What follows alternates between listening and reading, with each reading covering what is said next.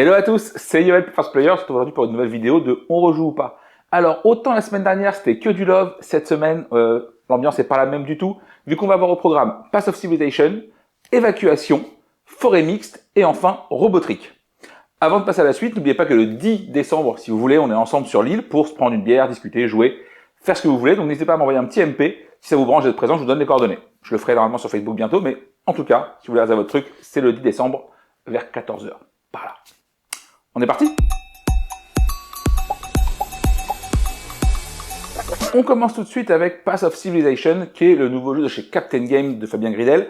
Alors, avant de démarrer tout de suite, on va mettre de côté la problématique de l'IA, parce qu'effectivement le jeu a été illustré par IA.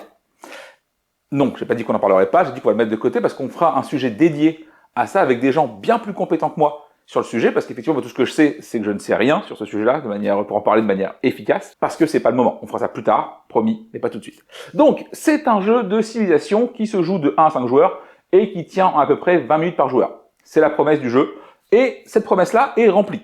Clairement, on est sur un jeu, on va jouer en simultané, sur un jeu de civ, et qui tient sur une durée raisonnable. Ce qui est assez rare pour 5 joueurs. En général, dès que tu fais de l'initié expert, ça déconne un peu de niveau timing. Là, on est sur, on a joué hier 2 parties à 2, on a mis à chaque fois 30 et 40 minutes. Donc globalement, la promesse est tenue. Maintenant, ce qu'on fait pendant ce temps-là m'a pas subjugué. Globalement, j'ai vraiment eu l'impression de gagner des cubes pour dépenser des cubes, pour acheter des cylindres, pour monter des cubes, pour changer des cylindres. Voilà. Et vraiment, il n'y a pas une seule seconde où je me sens dans le thème civilisation, parce que clairement, on n'y est pas du tout. Même si c'est très chouette visuellement, que l'ergonomie est bien pensée, que c'est carré et tout, c'est plaqué. Pour moi, c'est plaqué de fou. Et clairement, thématiquement, on n'y est pas. Mécaniquement, quand tu vois arriver la boîte, qui est quand même un beau bébé, voyez-vous, du coup, elle a tous les atours d'un jeu expert. Le prix, le poids, la taille de la boîte. Vraiment, tu arrives sur un gros truc. Et au final, tu es sur un jeu qui est sensiblement un peu plus complexe que ses Wonder, dans la même thématique. Et du coup, il y a ce côté un peu où tu vas être perturbé entre ce que tu attends au moment où tu prends le produit, si jamais tu ne le connais pas, et le moment où tu vas jouer au jeu. Moi, vraiment, tu me dis un jeu à 80 balles qui aussi gros avec pas mal de règles, et ben pour moi, on est sur un jeu expert. Alors que pas du tout. On est sur un jeu initié. Oui, vraiment, c'est quand même beaucoup plus simple que du Nunarak pour rester sur un niveau As-d'or. Et ça m'a pas subjugué, vraiment. Alors, c'est pas désagréable à jouer, juste que la partie ne m'intéresse pas plus que ça. Comment ça marche? En gros, vous allez avoir des cartes en main, vous allez les jouer sur votre plateau, vous allez en jouer 4 sur les 5 que vous avez, 2 qui vous donneront le bonus de gauche et 2 le bonus de droite. Et avec ça, vous allez monter vos pistes pour, à la fin du tour, acheter une nouvelle carte qui remplacera une des cartes que vous ne jouerez pas à la manche d'après. Et ben franchement, je trouve ça plat. Alors, l'avantage, effectivement, c'est le fait qu'on joue en même temps est impératif si on veut pouvoir jouer à 5 sur un temps limité. Ça, clairement. Sauf que pour moi, aujourd'hui, ça fournit pas assez. C'est... Ouais, je pense que, pour situer rapidement, en termes de notes, on est sur un 2 parce que j'y rejouerai, je pense, avec d'autres gens, parce que la cible, je l'ai, potentiellement à la maison, de pouvoir jouer avec des gens qui jouent pas forcément à des jeux experts ou quoi, et ça marchera très bien, parce que le jeu est facile à expliquer, facile à comprendre, et c'est assez limpide. Mais, à côté de ça, perso, je me suis pas amusé. Voilà, j'ai eu l'impression de bouger des curseurs pendant toute la partie, sans réel challenge, et en plus, au-delà de ça, sans réelle interaction. Alors oui, il y a des cartes qu'on va pouvoir acheter en même temps, mais si jamais c'est le cas, l'ordre d'achat est défini par ton plateau, ce qui fait que t'as pas ton mot à dire. Si y a un mec qui est mieux placé que toi, par le hasard, par le déterminisme du jeu avant, il pourra acheter avant toi et tu pourras rien y faire, si ce n'est l'acheter un tour avant. Et voilà. Et du coup, ouais, je sais pas trop comment me prononcer là-dessus parce que c'est pas un mauvais jeu. Mais j'ai trouvé qu'il se passait pas grand-chose, personnellement. T'en as pensé quoi, toi? Bon, c'était pas très intéressant. Le camoulox du jeu a été cylindrique et petits cubes. Ouais, c'est un peu ça, tu vois. C'est vraiment le feeling que j'ai eu, c'est je gagne des cubes pour dépenser des cubes. Ces cubes que je dépense vont me faire monter sur des pistes à cylindres qui va me faire acheter une carte pour gagner des cubes qui va gagner des cylindres. Et voilà. Et ça pendant 9 tours. Alors c'est rapide, hein. Vraiment, c'est pas le problème. Mais ouais, je me suis pas senti investi de ouf par la partie, quoi. Par les parties d'ailleurs. Enfin voilà. Donc est-ce que je voulais rejouer? Pas spécialement, on est entre un 2 et un 3, plutôt un 2. Parce que vraiment, je préférais, si on est 5, proposer autre chose. Du Hansa Teutonica, par exemple, du Paper Tales, qui pour le coup, à 5, marche bien mieux, et en moins, tu joues avec tes voisins pour de vrai. Avant de ça, je joue vraiment avec tout le monde. Voilà, sur un format limité à 5 joueurs. Et si on est moins, à part public très très spécifique, je le sortirai pas. Voilà. Et après, à côté de ça, d'un point de vue purement produit, moi, je sais pas à qui je vends ça. Parce que c'est cher. Voilà, c'est cher pour ce que c'est. Non, pardon, alors, on recommence. Le jeu vaut son prix quand tu vois le matos qu'il y a dedans. Est-ce que tout ce matos est justifié pour un jeu qui est au final juste ça? Je suis pas sûr. Enfin voilà. Du coup, feeling compliqué, on est sur un 2, ouais, un 2,5.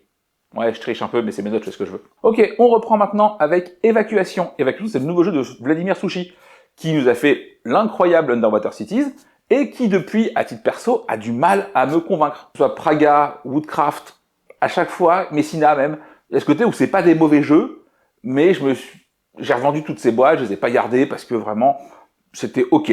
Voilà, c'était bien, ça marchait, c'est fonctionnel. Est-ce que je m'éclate? Non. Du coup, Évacuation, cette fois-ci, alors, et contrairement aux autres jeux, j'y vais en espérant pas grand-chose. Et pourtant, le pitch de départ est assez cool dans le sens où on a l'ancien monde et le nouveau monde, et il va falloir réussir à débarrasser l'ancien monde pour tout transférer sur le nouveau monde. Et du coup, pour ça, on va avoir vraiment deux zones de jeu très distinctes. Une où on va devoir produire au début de partie, mais très vite l'enlever pour le transférer. Et à côté de ça, le nouveau monde où on veut construire, mais on n'a pas encore grand-chose parce que on commence doucement à transférer. Voilà. Et ça, le fait que tu puisses payer uniquement avec un côté ou de l'autre, et selon ce que tu payes, ça va aller dans un monde ou dans l'autre. Ça, l'idée de départ est très cool. Et le système de navette que tu vas devoir acheter, qui amène les trucs d'un point A à un point B, c'est très malin. On retrouve un petit peu le même feeling de navette sur On Mars, mais de manière beaucoup plus légère ici. Voilà. Vraiment, sur le papier, c'était assez cool. Et ça l'a pas fait. Alors, on dit qu'il y a deux modes de jeu. Il y a le mode course et le mode point. Le mode course, c'est le premier qui transfère tout, gagne la partie. Et l'autre, c'est à la fin, quand à la fin de la partie des 4 tours, on compte les points. Et voilà. Donc ça, c'est deux modes de jeu. Et il y a aussi deux autres modes qui va être soit on joue les actions du bas de notre plateau, et on fait que ça, soit on joue nos cartes. Et les cartes ont toujours deux effets, ce qui fait qu'on joue 4 cartes quand on joue 8 cartes sur le plateau. Voilà. Nous, on a joué essentiellement en mode point et en mode carte, pour les effets machin et tout. Je pense que le mode course est préférable, parce qu'en fait, en fin de partie, on fait trop. On a tous trop de production, trop de machin, et ça devient un peu débile le dernier tour. Ça, c'est un peu dommage. Mécaniquement, tu joues ta carte, tu fais ce qui est marqué dessus, j'ai acheté des vaisseaux, gagné des technologies, pas mal de choses, et aucune de ces actions n'est vraiment très satisfaisante en soi. Ça, c'est un peu dommage. Par contre, le truc qui marche bien, c'est qu'en gros, à chaque manche, tu as une carte d'objectif qui te dit, tiens, si jamais tu fais X points, tu as ce bonus-là, et si tu fais Y points, qui est souvent plus grand que X, tu fais ce bonus-là. Mais par contre, c'est des valeurs strictes, c'est-à-dire que c'est 6 et 9, quand tu joues tes cartes, elles ont une valeur qui va de 1 à 5 globalement. Quand tu la joues, si à la fin de tes 4 cartes, tu as la bonne valeur, tu auras le bonus. Et du coup, ça va te forcer à faire des choix parfois sous-optimaux parce que le bonus est cool, ou alors à l'inverse, te dire tant pis, sur cette manche, je crame complètement et je n'aurai pas le bonus, mais au moins je fais des trucs beaucoup plus forts. Voilà, ça c'était assez malin.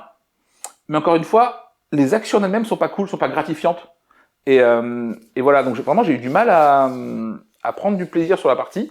Je pense que pour moi c'est vraiment l'archétype de l'ok game expert. Genre ça marche. Mais est-ce que vraiment j'ai envie d'y jouer régulièrement? La réponse est clairement non.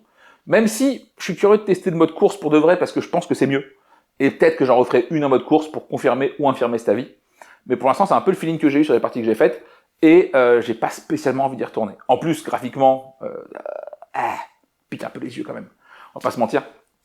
Donc voilà, pour moi, Évacuation, on est dans la lignée des sushis récents, à savoir Woodcraft et genre Messina et Praia. C'est pas mauvais, mais c'est pas bon non plus. Du coup, on attend qu'ils nous sortent un petit Pulsar ou un petit Underwater, parce que ça, c'est quand même très très bien. Voilà, mais après, est-ce que son rythme de sortie de un jeu par an fait qu'il a le temps de les développer comme il faut? Je sais pas, c'est une question qui se pose. Voilà, après, voilà. Donc, en termes de notes, on est sur un 2, parce que je vais pas dire que j'ai pas envie d'y rejouer jamais, et que le jeu fonctionne, le jeu marche. C'est juste que si on est 2, 3 ou 4, j'ai mieux à 2, 3 ou 4. Voilà, tout simplement. Là, aujourd'hui, on joue avec des potes, on est 4, on sort Nucléum, point. La question s'est pas posée de savoir si, est-ce que peut-être on fera une évacuation? Il n'y a jamais eu de débat sur le sujet. Et voilà. Et pour moi, c'est son problème, c'est que du coup, je suis 2, je vais jouer à autre chose. On est 3, je vais encore jouer à autre chose, et on est 4, même combat. Et du coup, à quoi bon garder un jeu qui sortira jamais? Ok, et on continue maintenant avec Foremix. Foremix, c'est un petit jeu de cartes qui vient de sortir, il y a quelques jours, quelques semaines maintenant.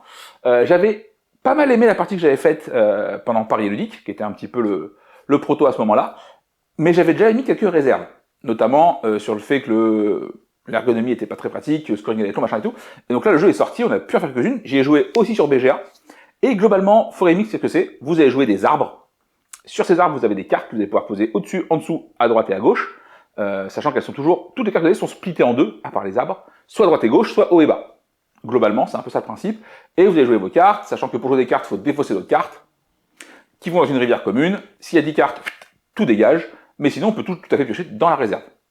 Voilà un peu le principe, et c'est un jeu à combo et à scoring de tableau, genre bah, vous jouez telle carte, qui vous donne des points pour chaque arbre de tel type, vous allez jouer ce chauve-souris qui marque des points s'il y a d'autres chauves-souris dans ton plateau, et ainsi de suite. Voilà. Ça, sur le principe, on est assez client, ça marche bien, c'est efficace. Les points négatifs qui, pour moi, sont assez importants, malheureusement, c'est que le jeu, pour une petite boîte, prend une place sur la table qui est immense. En même temps, vous allez jouer entre 10 et 15 cartes, par des arbres, avec des cartes autour. Fatalement, ça dégénère assez vite en termes de place. Du coup, jouer à deux, presque. Parce que en plus, tu ne joues pas du tout durant les tours adverses. Du coup, à quoi bon jouer à 3-4 rien. Pas de job. T'as ça. Le décompte des points de fin est infini. Parce qu'en gros, vous allez devoir compter pour chaque arbre ces 4 cartes qui sont autour, blablabla. C'est long et c'est pénible. Ça, vraiment, voilà. À noter que ces 2 points-là sont corrigés par BGA. Ce qui est un bon point pour BGA, pas pour le jeu physique. Et enfin, pour moi, l'un des points les plus embêtants quand tu commences le jeu, en gros, on l'a dit, toutes tes cartes ont 2 côtés, haut ou bas, ou droite ou gauche, pour les cartes animaux et machin, et un pour les arbres. Et ben quand tu commences ta partie, t'as tellement d'infos à traiter, genre, ce côté où ça dégueule de partout et tu sais plus où regarder. Et vraiment, autant quand t'as fait beaucoup de parties, ben c'est ok, parce que tu connais un peu les élus, tu sais ce que font les cartes et ça va plus vite, mais quand tu commences, moi j'ai vu des gens qui te regardent un petit peu avec des yeux de merlan frit, en mode genre, attends, pause, vas-y, je prends 10 minutes, je lis mes cartes et on voit après, tu vois. Et ça, ce côté un peu où tu te fais complètement, ouais, genre exploser par le jeu d'entrée tellement t'as de données à traiter, je sais pas, c'est un vrai problème aujourd'hui en termes de prise en main du jeu et de découverte parce que, ouais, t'en as qui bloquent à ce moment-là en mode genre, c'est trop, j'ai pas envie. Et voilà. Donc, Forêt Mixte. À titre perso, j'aime bien jouer sur BGA parce que c'est rapide, parce que du coup, tu fais pas le décompte des points et que la place, tu t'en fous. Ça, c'est vraiment un truc. Après, l'équilibrage, il y a pas mal de remontées comme quoi les serres seraient peut-être un peu trop forts. Je le pense aussi. Mais globalement, sur un jeu comme ça, je trouve ça pas trop gênant pour l'instant. À voir au fil des parties si vraiment c'est prépondérant et que si ta serre, t'as auto-win si tu joues correctement. Pour l'instant, c'est pas le feeling que j'ai, c'est juste que c'est un peu plus fort, que ça gagne un peu plus que la moyenne. Mais voilà. Et d'ailleurs, les stats BGA nous le diront peut-être un jour si on peut avoir cette information-là. Messieurs, dames de chez Asmodée, ce serait cool parce que voilà.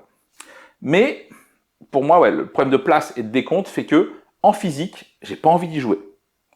Donc on est sur un 2 en physique. En plus du jeu de cartes comme ça, je vais avoir des choses mieux à proposer à 2 joueurs.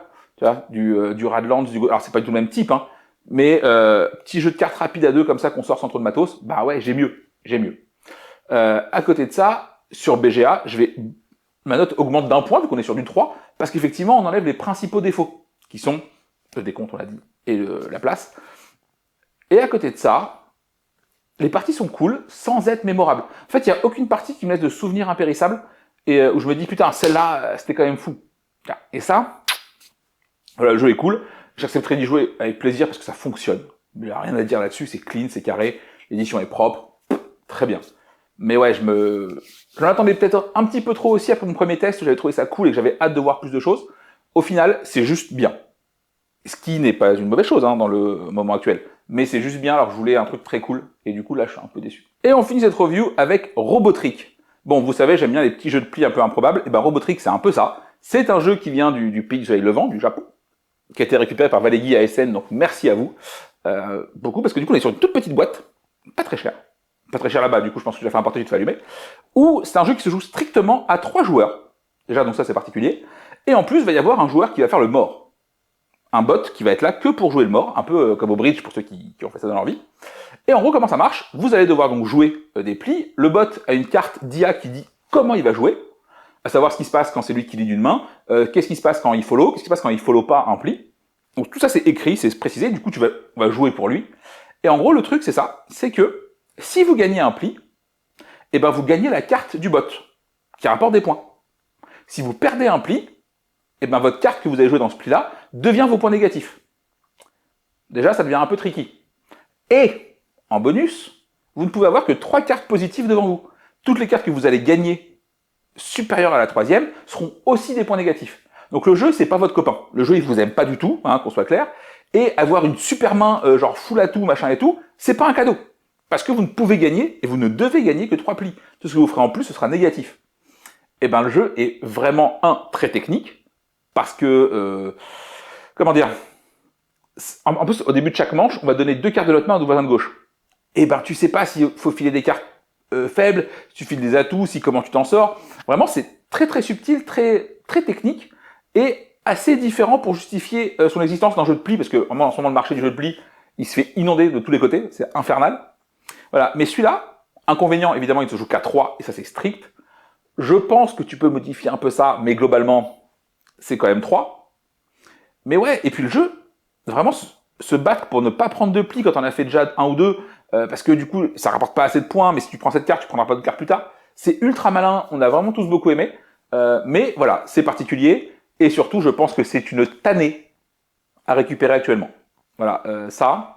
On va essayer de voir avec des fournisseurs et tout, Golden Meeple, notamment s'il y a moyen d'en importer en Europe. Ce serait cool parce que vraiment j'ai beaucoup aimé ce que j'ai vu. Et puis la boîte japonaise, quoi. Donc c'est tout petit, c'est très pratique à trimballer, toujours dans mon sac. Et ça c'est quand même très bien. Donc voilà, Robotrick, est-ce que je vais y rejouer? La réponse est clairement oui, hein. On est sur un 4, voire sur un 5, parce que dès qu'on est 3, je le propose, en ce moment. Mais c'est que à 3, on l'a déjà dit. Et voilà, donc vraiment, ouais, ça c'est très cool, très cool, et je pouvais pas mettre une vidéo avec que des trucs pas cool dedans, parce que vraiment, dure semaine sinon. Voilà, mais Robotrick, si vous aimez les jeux de pli, petit bijou, très chouette. D'ailleurs que j'ai largement préféré à Nokozu Dice, mais ça on en parlera plus tard. Voilà, on arrive à la fin de cette vidéo, je vous fais à tous de gros bisous, n'hésitez pas à liker la page, à vous abonner, à partager, à faire comme d'hab, vous savez maintenant. Je vous fais des bisous, portez-vous bien, et puis à très vite. Allez, ciao.